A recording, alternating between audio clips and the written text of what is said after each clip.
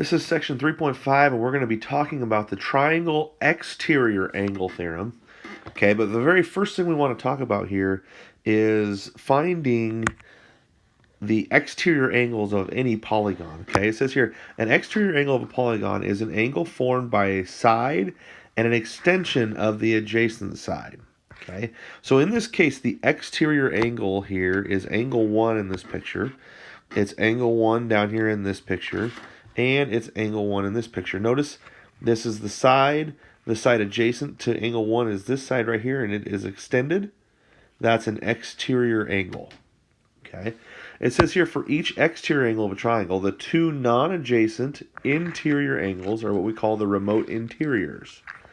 So, you have an exterior angle here. The two angles that are farthest away, okay, so the two angles that are farthest away in that triangle are what we call the remote interiors.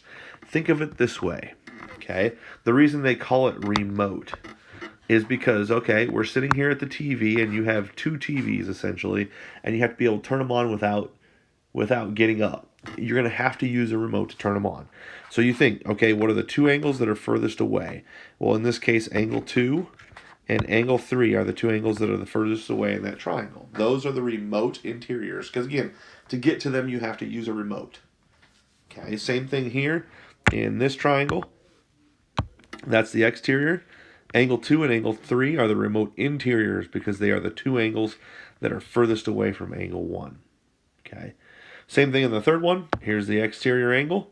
Two furthest angles away are angle 2 and angle 3. Those are the remote interior angles. Okay, now using the remote interior angles with the exterior angle, we are going to look at the triangle exterior angle theorem. It says in the triangle exterior angle theorem that the measure of each exterior angle of a triangle equals the sum of the measures of its two remote interior angles. So, in this case, angle 1 is equal to angle 2 and angle 3 added together. Okay, so the exterior angle is equal to the two remote interiors added together. All right, so let's take a look at some examples now. For example here, it says, what is the measure of angle 1? Well, okay, this is the exterior angle because it's on the outside of the triangle. Okay, it's an exterior angle. So angle 1 should be the two remote interiors. These two are the two furthest angles away. So you should be able to add up the two remote interiors, and angle 1 should be 98 degrees. Okay, angle 1's 98 degrees. Now, there is another way that you can look at this. You know that if this angle here is 80 and that's 18, well, then you could take that, whatever that is, and subtract it from 180. So you could take 180 minus 98. Okay, and if you take 180 minus 98, that's going to give you 82 degrees, which means this angle right here is 82, and these two form a linear pair. So they have to add up to be 180. Well, if you take 180 minus 82, that's going to be 98. That means angle 1 has to be 98 degrees. So I've just shown you two ways to find the exterior angle. Okay, two ways.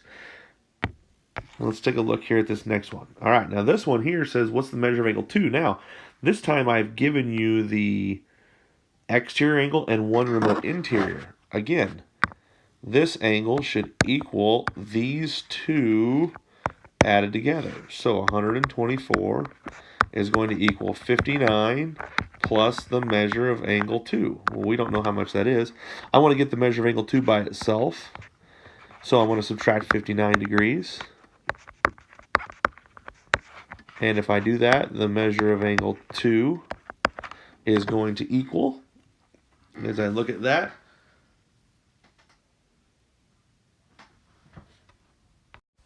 it's going to be 65 degrees. So the measure of angle 2 is 65 degrees. Okay, 65 degrees. Now again, if you wanted to, you could take and figure out the old kind of a longer way if you want to. You know that this angle right here is a linear pair with 124.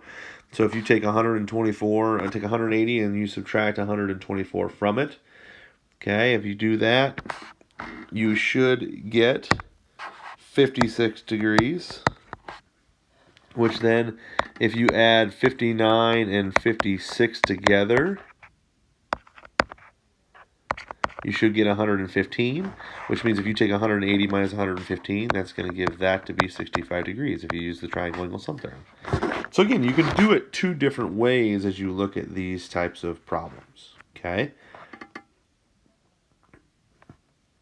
All right, so now you should be able to solve problems with the triangle exterior angle theorem in your class kick.